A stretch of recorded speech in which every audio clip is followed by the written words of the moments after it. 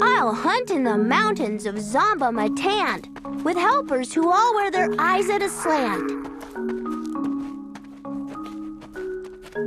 And capture a fine fluffy bird called the bustard who only eats custard with sauce made of mustard. And also a very fine beast called the flustered who only eats mustard with sauce made of custard.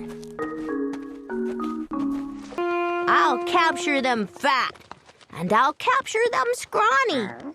I'll capture a scragglefoot mulligatawny, a high-stepping animal, fast as the wind, from the blistering sands of the desert of Zend. This beast is the beast that the brave chieftains ride when they want to go fast to find someplace to hide. A mulligatawny is fine for my zoo. And so is a chieftain. I'll bring one back too.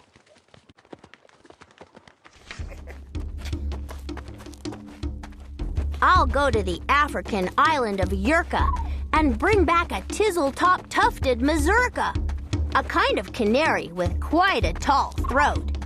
His neck is so long, if he swallows an oat for breakfast the first day of April, they say it has to go down such a very long way that it gets to his stomach the 15th of May. I'll bring back a gusset, a gherkin, a gasket, and also a gooch from the wilds of Nantasket. And 8 Persian princes will carry the basket. But what their names are, I don't know, so don't ask it. A reindeer and sleigh? Say, anyone could think of that. Jack or Fred or Joe or Nat. Say, even Jane could think of that.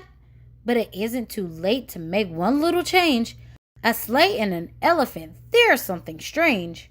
I'll pick one with plenty of power and size, a blue one with plenty of fun in his eyes, and then just to give him a little more tone, have a Rajah with rubies perched high on a throne. Say, that makes a story that no one can beat when I say that I saw it on Mulberry Street. With the roar of its motor, an airplane appears and dumps out confetti while everyone cheers.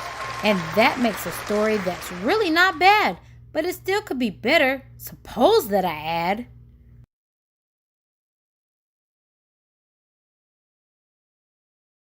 A Chinese man who eats with sticks, a big magician doing tricks, a 10-foot beard that needs a comb.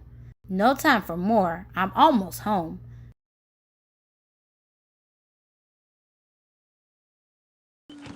And spaz is a letter I use to spell spasm, a beast who belongs to the Nazim of Basm.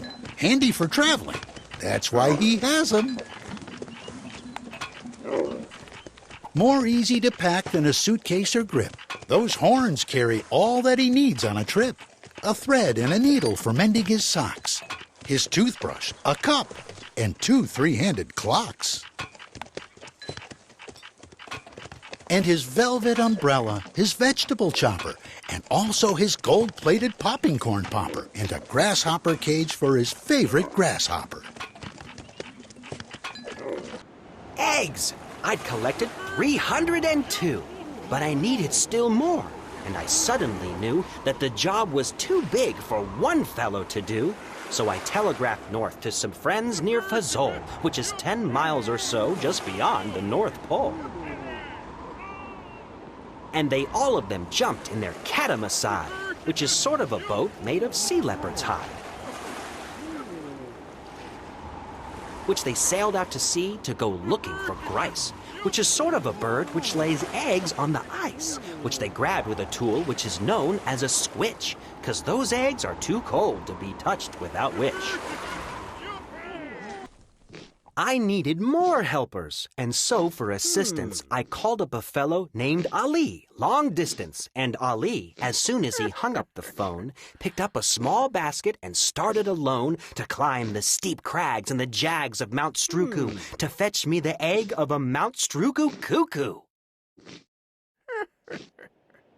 Now, these Mount Strugu cuckoos are rather small gals. But these Mount Strugu cuckoos have lots of big pals. They dived from the skies with wild, cackling shrieks, and they jabbed at his legs and they stabbed at his cheeks with their yammering, clamoring, hammering beaks. But Ali, brave Ali, he fought his way through, and he sent me that egg as I knew he would do.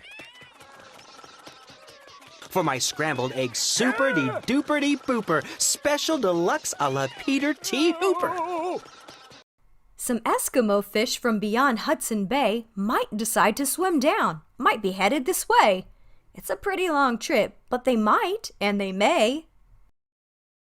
And how old you have to be a Japanese?